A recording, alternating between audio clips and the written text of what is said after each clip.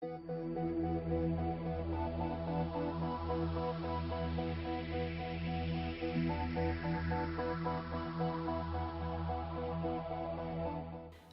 laikomas viena klastingiausių ligų, kuri vien Lietuvoje kasmet pasiglemžia apie 17 000 gyventojų. Nors kasmet vis daugiau žmonių suserga šią sunkia liga, nepaliaujamai vystantis mokslui atsiranda daugiau prielaidų šios žmonijos rykštės pažabojimui. Apie tai byloja naujos vėžio profilaktikos, ankstyvosios diagnostikos, modernaus gydymo galimybės.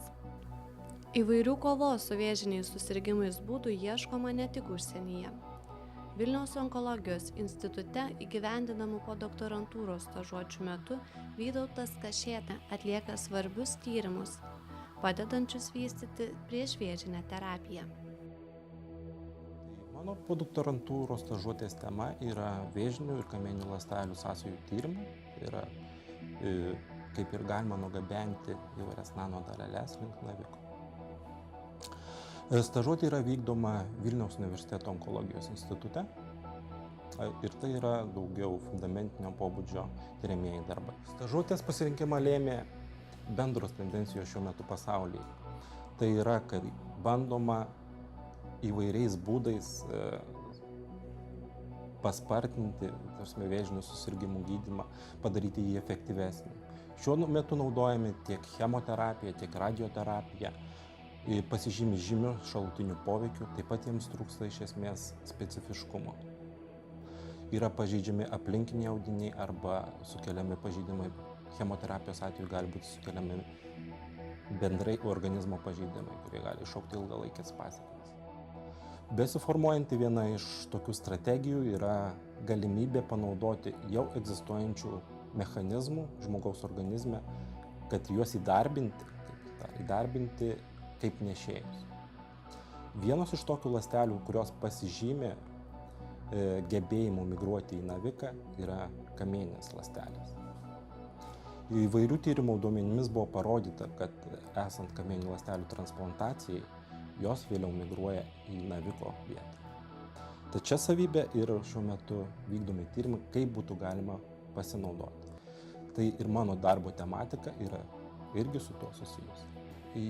Jeigu susidūrusios su įvairiais nanodariniais, kamieninės ląstelės prarastų savo įprastinės savybės, tai yra jos taptų negyvybingos arba galbūt prarastų gebėjimą migruoti link naviko, tai iš karto išbrauktų jas iš tokio kaip galimų nešėjų sąrašo. Šiuo metu mes tiriame būtent šias savybės, tai yra kaip kamieninės ląstelės sugeba sąveikauti su nanodalelėmis, kaip nanodalelės patenka į šių ląstelių vidų, o taipogi kaip kamieninės ląstelės kartu su nanodalelėmis sąveikauja su vėžinėmis ląstelėmis. Auginamos tiek vėžinės, tiek kamieninės ląstelės ir esant nanodalelių poveikiui yra tiriama jų tarpusavio sąveikos. Pagrindinė priemonė šiuo metu yra mano tyrimuose podoktorantūros yra konfokalinis mikroskopas. Tai yra jo pagalba yra tiriama tiek patekimas kvantinių taškų į ląsteles, tiek pasiskirstimas, tiek ir perdavimas kvantinių taškų tarp ląstelių įvairiais laiko momentais. Nanodalelės vizualizuojamos ląstelėse realiu laiku jiems esant dar gyvoms. Tai yra kvantiniai taškai yra konfokalinio mikroskopijos metu yra matomi gyvose ląstelėse. Tai yra galima matyti jų perdavimą realiu laiku iš vienų ląstelių į kitas, o taip pat kvantinių taškų migracija pačioje ląstelėje. Tai yra kaip jos yra perskirstimos iš įvairiais laiko momentais iš vienos ląstelės dalies į kitą. Sėkmės atveju šie tyrimai prisidėtų prie bendro pažinimo kamieninių ląstelių migracijos organizme, o taip pat įgalintų jas panaudoti įvairių nanovaistų ar kitų chemoterapinių vaistų galbūt nugabenimui į naviką. Tai leistų selektyviau naudoti turimus resursus, nepažeidžiant aplinkinių audinių. Nes jeigu kamieninė ląstelė gebėtų nunešti tą krovinį tiksliai į naviką ir būtent ten jį atpalaiduoti, tai būtų didelis pranašumas kovojant su vėžiu ir kas nesukeltų papildomų pažeidimų kitose organizmo vietose. Stažuotės metu iš pelių kaulų čiulpų buvo išskirtos mezenchiminės kamieninės ląstelės. Mes naudojame laboratorinės pelytes, štai tokias, iš kurių yra išskiriamos mezenchiminės kamieninės ląstelės. Jau išskirtos mezenchiminės kamieninės ląstelės yra vėliau auginamos in vitro laboratorijoje. Tiek vėžinės ląstelės, šiuo atveju su kamieninėmis ląstelėmis ir kartu su kvantiniais taškais. Ir mes tiriame, kaip tie kvantiniai taškai įtakoja tarpusavio sąveikas vėžinių ir kamieninių ląstelių.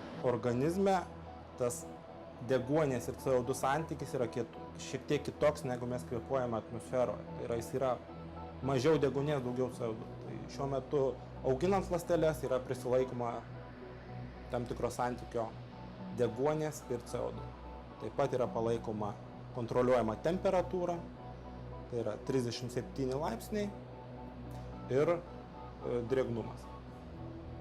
Mes naudojame tyrimuose kvantinius taškus, tai yra puslaidininkinės nanodaleles, kurios pasižymi unikaliomis fotoliuminescencinėmis savybėmis. Tokiu principu šios dalelės gali būti vizualizuojamos ląstelių viduje. Nuo kvantinio taško nanodalelės dydžio tiesiogiai priklauso po sužadinimo spinduliuojamos bangos ilgis. Tai yra priklauso fluorescencijos spalva. Tai jeigu patys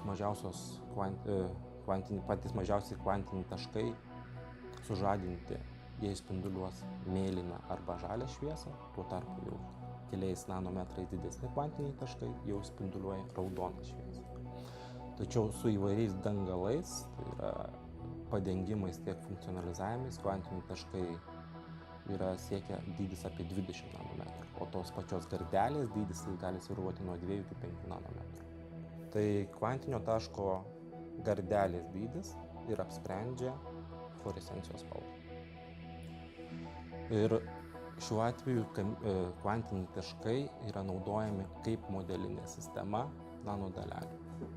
Yra naudojami įvairaus funkcionalizavimo kvantiniai taškai, tai yra padengti įvairiomis dangomis, kurios gali įtakoti tiek kvantinių taškų patekimą į ląsteles, tiek jų vėlesnį pasiskirstymą. Tyrimų metu buvo tyriama nanodalelių patekimas į kamieninės ląsteles, tai yra per kiek laiko jos patenka į kamieninės ląsteles, kurios lokalizuojasi ląstelės viduje ir kiek laiko jos yra išlaikomas. Tai yra svarbu tam, ar kamieninės ląstelės gali būti efektyviai pakraunamos kažkokiu nanodariniu ir jį nunešti į naviką. Mes savo tyrimus nustatėme, kad kvantiniai taškai funkcionalizuoti karboksy grupėmis jau po 1 valandos yra aptinkami kamieninėse ląstelėse. Tačiau jų kaupimasis gali būti didesnis, jeigu inkubuojant ilgesniais laiko intervalais, tai yra iki 24 valandų. Jie nedaro žymesnio toksinio poveikio naudojamomis dozėmis ląstelėmis. Tai yra nesukelia nei jų mirties, nei jų žymenų praradimo. Mes tyrėme, kaip nanodalelėmis pakrautos kamieninės ląstelės migruoja link vėžinių ląstelių. Šiuo atveju vėžinės ląstelės gali būti įprastai auginamos, tai yra nedaromas joks poveikis, o taip pat ir kamieninės ląstelės kaip migruoja link vėžinių ląstelių, kai joms yra sukeliami pažeidimai. Čia yra gana svarbus klausimas, nes nėra iki galo žinoma, kaip kamieninės ląstelės elgiasi su vėžinėmis ląstelėmis, kai yra naudojama chemoterapija arba radioterapija. Kai sukeliami vėžinių ląstelių ar naviko pažeidimai, kamieninės ląstelės gali elgtis gana įvairiai. Jos gali tiesiog pradėti gelbėti tas vėžinės ląstelės, kaip pažeistas ląstelės, kurioms yra reikalinga pagalba įprastiniais atvejais jų gijimų metu. Inkubuotos vėžinės ir kamieninės ląstelės atskirai su skirtingu fluorescentinio gebėjimo kvantiniais taškais Tai yra, čia matome šonoje buvo vėžinės ląstelės, tai yra MH22A. Ir šitam vaizde, nors gana sunkiai matosi kamieninė ląstelė. Tai va, vėžinės ląstelės, jeigu matote, buvo inkubuotas va, jungiu su žaliais taškais. Jos turi pas save žalius kvantinius taškus. Tuo tarpu, va, čia esanti kamieninė ląstelė buvo inkubuota su raudonais taškais. Ir čia tyriant po 24 valandų mes stebėjome tai, kad iš vėžinių ląstelių žali kvantiniai taškai pateko į kamieninės ląsteles. Buvo aptinkami, tai reiškia, kad vyko mainai iš vėžinės ląstelės į kamieninę ląstelę, medžiagų mainai. Tačiau net atvirkščiai. Raudoni taškai, kvantiniai taškai, kuriais buvo žymėti kamieninės ląstelės, nebuvo aptinkami vėžinės ląstelės. Tam, kad mes įsitikintume, kad tai tikrai yra tos medžiagos, kurias mes naudojame ir įdėjome į ląsteles, mes atliekame spektrinę analizę su konfokaliniu mikroskopais, tai yra, turi spektrinį priedą. Tokiu būdu mes galime ištirti nanodalelių patekimą tiek į vėžinės, tiek į kamieninės ląsteles, kaip tas pasiskirstimas kvantinių taškų kinta laike. Nes praėjus jau 24 valandoms ir praėjus tik valandai po inkubacijos, šių nanodalelių pasiskirstimo ląstelės žymiai skiriasi. Tuo tarpu, kai praėjus vos 1 valandai, šios ląstelės yra matomos praktiškai ties ląstelių membraną susikaupusios. Po 24 valandų įprastai nanodalelių susikaupimas jau matomas prie branduolinėje srityje stambiose vezikulėse.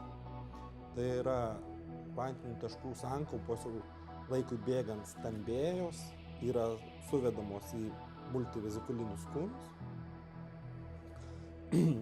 ir vėliau jos išlieka tuose kūnuose gana ilgą laiką, jau tyriant netgi kelias paras jie aptinkami.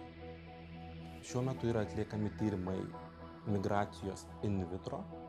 Likusios stažuotės metu mes planuojame atlikti tyrimus in vivo, tai yra pelių navikų modelis.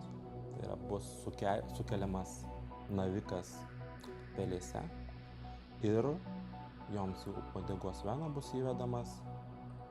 įvedamos su kvantiniais taškais žymėtos kamieninės ląstelės. Tikimasi, kad šie tyrimai parodys, ar in vitro atlikti eksperimentai atsikartos in vivo. Tai yra, ar in vivo, tai yra gyvame organizme, šios kamieninės ląstelės vis dar gebės nunešti nanodaleles į naviką. Vėžinės ląstelės bus įvedamos pelytę, kai susiformuoja navikas, į uodegos veną įvedamos kamieninės ląstelės su nanodalelėm. Ir praėjus, tarkim, tam tikram laiko tarpui mes tyriame žymėtų kamieninių ląstelių migraciją pelės organizme. Ar jos nugabena tas nanodaleles būtent į tą vietą, ar jos nukeliauja kitur. Iš esmės yra paprastas labai. Tiesiog paimamos dar gyvos pelytės, jos yra talpinamos taip. Ir jos yra su dujomis užmigdomos. Tai yra patalpa tiesiog joms paduoti ir užmigdyti tuo momentu. Paskui jos yra perkeliamos į vizualizavimo patalpas.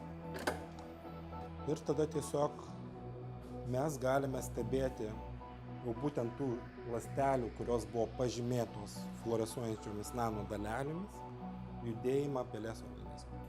Tai būtų ir esminė mano podoktorantūros tokias kaip ir tikslas ištirti, ar kamieninės ląstelės geba nunešti nanodaleles į naviką. Ir tai galbūt sudarytų prielaidas, kas šiuo metu daroma ir pasaulyje, yra tyrimai, kad ląsteles panaudoti kaip nanovaistų nešėją. Jei atliekamų tyrimų metu pavyks sėkmingai panaudoti ląsteles kaip nanonešėjas, pernešančias vaistus tik į vėžines ląsteles, onkologinių susirgimų gydyme atsiras naujas, daug vilčių teikiantis gydymo būdas.